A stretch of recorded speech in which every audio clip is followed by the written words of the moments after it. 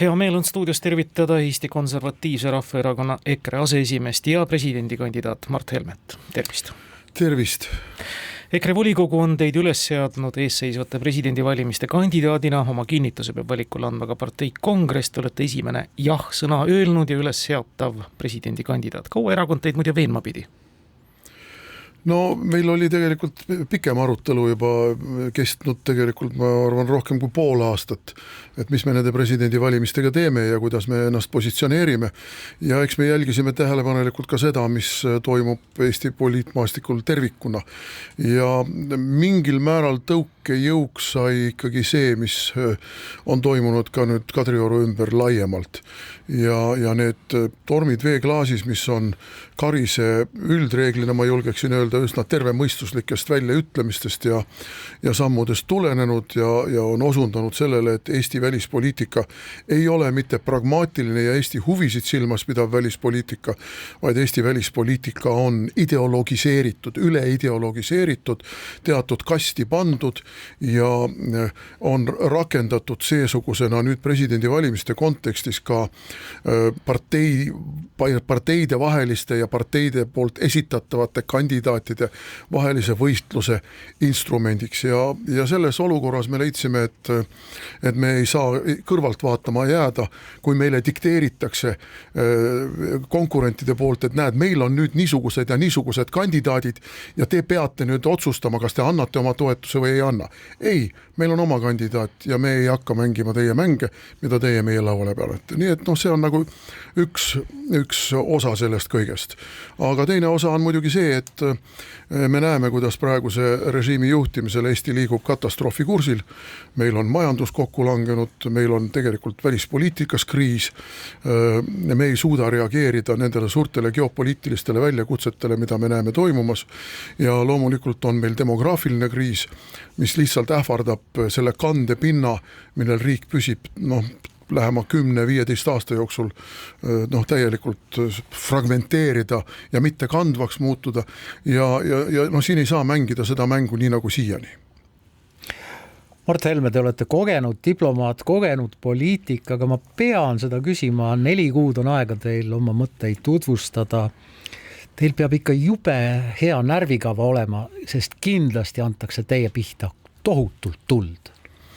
Ja ma olen sellega arvestanud, et poliitika ongi selline asi, et võib-olla kõrvalt vaadates poliitikast jääb mingisugune glamuursem mulje, kui ta tegelikult on poliitikas hästi palju seljatagust ära panemist ja ka valedega opereerimist. Meenutame ikkagi kas või eelmiste valimiste eelset niinimetatud Prigožini skandaali ja loomulikult on ka niisugust lihtsalt hästi palju tuima tööd, jalgsi tööd, kui sa kandideerid, olgu Riigikogu valimistel, ka kohalikel valimistel, presidendivalimistel, sa pead inimestega suhtlema, sa pead ringi käima, sa pead selgitama oma seisukohti, nii et eks seda glamuuri tegelikult nii palju ei ole, kui võib-olla inimesed kujutavad ette, et nad seal künka peal on hirmus tähtsad tegelased ja küll neil on hea elu.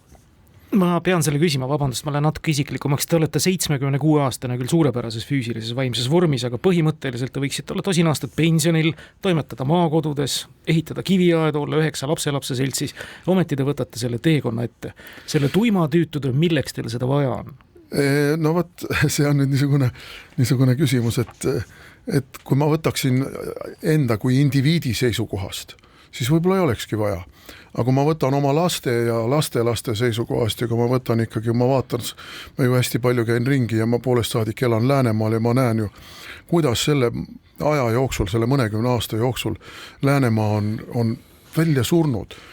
Omal ajal 30 aastat tagasi, natuke vähem, kui ma sinna läksin, siis iga saun ja osmik ja iga korrusmaja, kõik olid inimesi täis. Need on kõik maha jäänud. Tühjad korterid, tühjad majad, juba lammutatud majad, elasid seal mingites väikestes majades ametnikud, keda enam ei eksisteeri. Kohalik postiljon, kohalik apteeker, kohalik veel metsavad. Neid asju ei ole. See maaelu on välja surnud. Nüüd täna hommikul Riigikogus fraktsiooni koosolekul arutasime päevakorda, üks päevakorrapunkt, mis tuleb, puudutab rahvaraamatukogusid ja tahetakse sisuliselt maaraamatukogud asendada mingisuguste postkastidega. Et noh, kui sa ikka tõesti tahad raamatut lugeda, siis sul ei ole koha peal raamatukogu enam.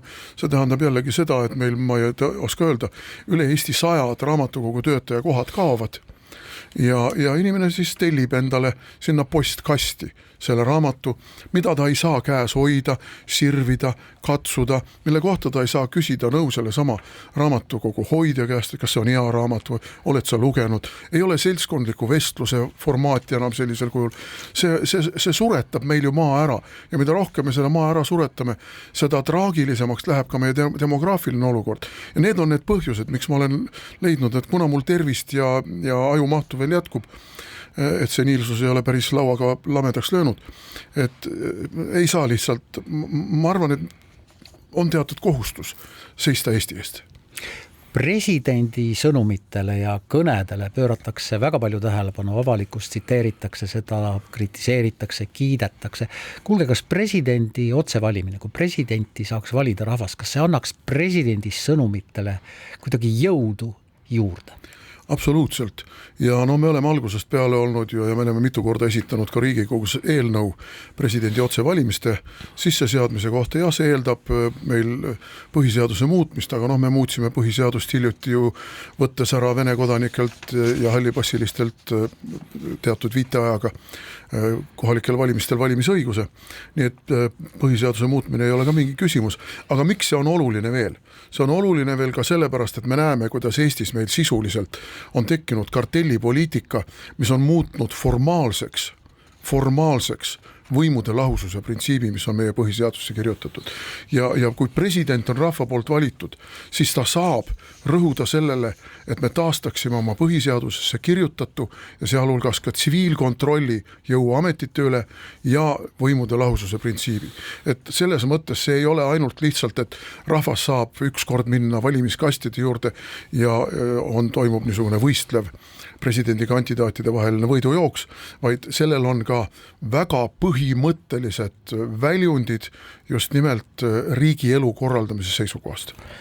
No teate teiegi, et teie poolt viidatud põhiseadus muidugi presidendile siseriiklikult väga palju tööriistu ei ole seni kätte usaldanud. Midagi siiski, näiteks saab otsustada, kes moodustab järgmise valimise ja kevadel seisab see tähtis ülesanne presidendile ees. Küsin hüpoteetiliselt, kui valimised peaks võitma teie koduerakonnale täiesti risti vastupidiste vaadete tegemistega, kartellierakond, annaksite selle partei juhile ikkagi võimaluse valitsus moodustada?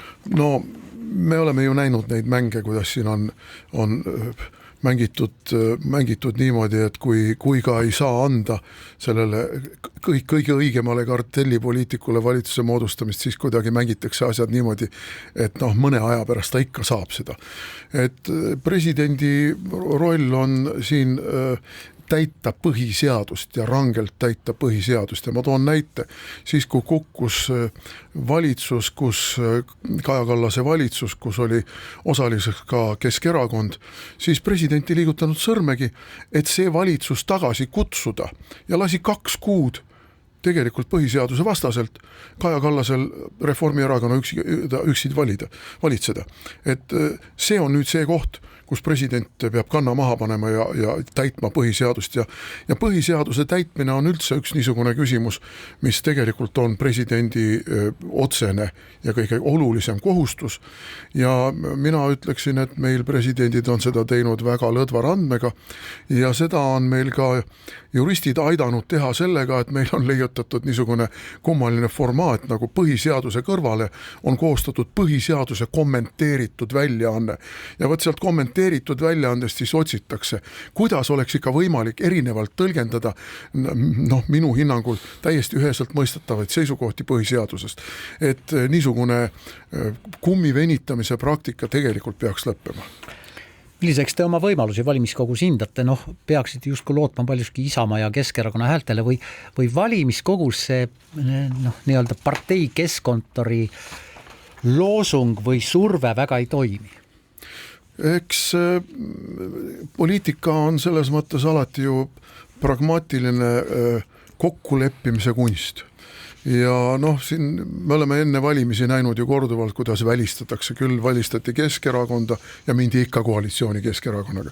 Küll on välistatud ka meid ja vähemalt ükskord on ka meiega mindud valitsusse ja noh, kohalikel tasandil on muidugi need asjad veel paindlikumad.